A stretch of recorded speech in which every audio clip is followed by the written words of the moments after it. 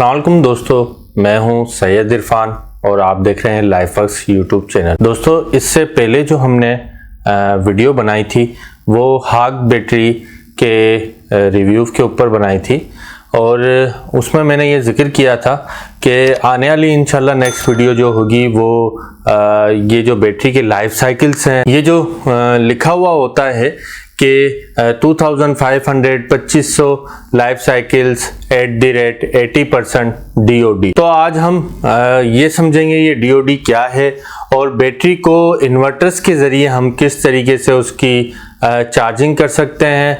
Bulk charging क्या है, float charging क्या है, बैटरी के कितने स्टेजेस हैं और किस किस स्टेजेस में क्या क्या होता है और हमें प्रॉपरली बैटरी को किस तरीके से इस्तेमाल करें ताकि बैटरी अपनी पूरी लाइफ हमारे साथ निभा के जाए। यहाँ मैं आपको बताता चलूँ, DOD means depth of discharge. DOD का मतलब अगर मैं उर्दू में बयान करूँ तो बैटरी की खारिज होने वाली गहराई को हम DOD कहेंगे। मतलब कि आप बैटरी की तवानाई की कुल सलाहियत से कितना खारिज कर सकते हैं। यहाँ आपको एक बात बताता चलूँ, 12 वोल्ट 200 एम्पेयर की बैटरी की कुल गुंजाइश 2400 वाट घंटा है।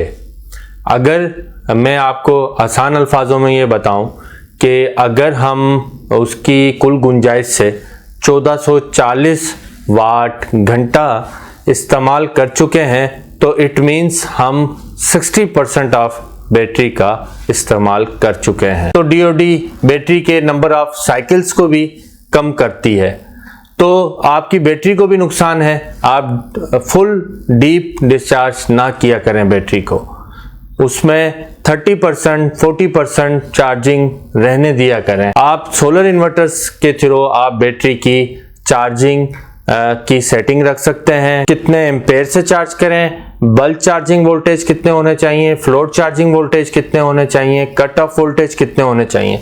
यहाँ मैं एक बात आपको ज़रूरी बताना समझूंगा। देखें, आज का जो टॉपिक है वो इंतहाई अहमियत का हामिल है, इसे आप मामूली न समझें। ये बहुत ही बुनियादी चीज़ें हैं। जब यूज़र्स इन चीज़ों को फॉलो करेंगे तो इंशाल्लाह उन्हें कहीं भी प्रॉब्लम का सामना नहीं करना पड़ेगा। जब आप PWM सोलर चार्ज कंट्रोलर लगाते हैं तो उसमें डिफ़ॉल्ट 11.0 कट ऑफ वोल्टेज रखे हुए होते हैं। तो जब हम सोलर चार्ज कंट्रोलर से ही आउटपुट लेंगे तो हमारी बैटरी सेफ रहेगी। हम रात को सो रहे हैं और हमारी बैटरी अगर 60 या 70 तक जा रही है तो वो उसे solar charge controller cut off कर देगा। तो आप ये समझ लीजिएगा कि हमारी बैटरी एक खतरनाक मरहल में जाने से पहले ही बच चुकी है। तो ये चीज़ें आपने जहन में रखनी है। दोस्तों, अभी कैसे पता चले कि हमारी बैटरी को कितने एम्पेयर रिक्वायर्ड हैं? सबसे पहले अगर आपके पास कंपनी की डेटा शीट है तो आप उसको फॉलो अप करें जो कंपनी ने कहा है, वरना आप सिंपली आपको एक फार्मूला दे देता हूं, जितने एम्पेयर की आपकी बैटरी हो उसको 10 से आप डिवाइड कर दें तो चार्जिंग रेशियो हमेशा बैटरी का 10% होता है। आपको जो जवाब मौसूल होगा वो उसके चार्जिंग एम्पेयर्स कहलाए जाएंगे। दोस्तों, यहाँ मैं आपको बताता चलूँ कि बैटरी की 3 स्टेजेस होती हैं चार्जिंग की। एक बल्क और दूसरी एब्जॉर्प्शन और तीसरी फ्लोट चार्जिंग स्टेज कहलाई जाती है। दोस्तों, यहाँ मैं आपको बताता चलूँ कि सबसे पहले आपको बल्क चार्जिंग के बारे में बताता चलूँ कि बल्क चार्जिंग वो स्टेज है जब बैटरी हमारी 0-1% से 80% तक चार्ज हो रही होती है। इस मुकम्मल स्टेज को हम बल्क स्टेज कहते हैं। इस स्टेज में हमें मैक्सिमम वोल्टेज और मैक्सिमम एम्पेयर्स की ज़रूरत पड़ती है ताकि बैटरी जल्द से जल्द चार्ज हो सके। सेकेंड स्टेज की बात करते चलूँ तो सेकेंड स्टेज हमें एब्जॉर्प्शन स्टेज मिलती है और ये स्टेज 80% से लेके 95% की चार्जिंग की जो स्टेज है उसको हम एब्जॉर्प्शन स्टेज कहते हैं। इस स्टेज में हमें कांस्टेंट वोल्टेज की ज़रूरत पड़ती है, लेस एम्पेयर्स की ज़रूरत पड़ती है, तो इस स्टेज को हम एब्जॉर्प्शन स्टेज कहते हैं।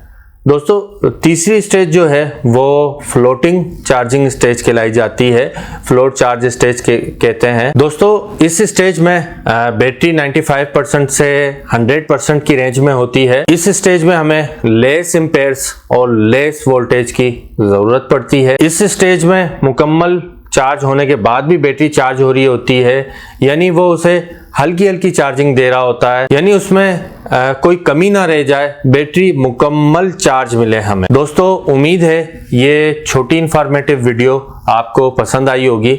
इंशाल्लाह मिलते हैं नेक्स्ट इंफॉर्मेटिव वीडियो के साथ, तब तक के लिए अल्लाह हाफिज, अपना ख्याल रखिएगा।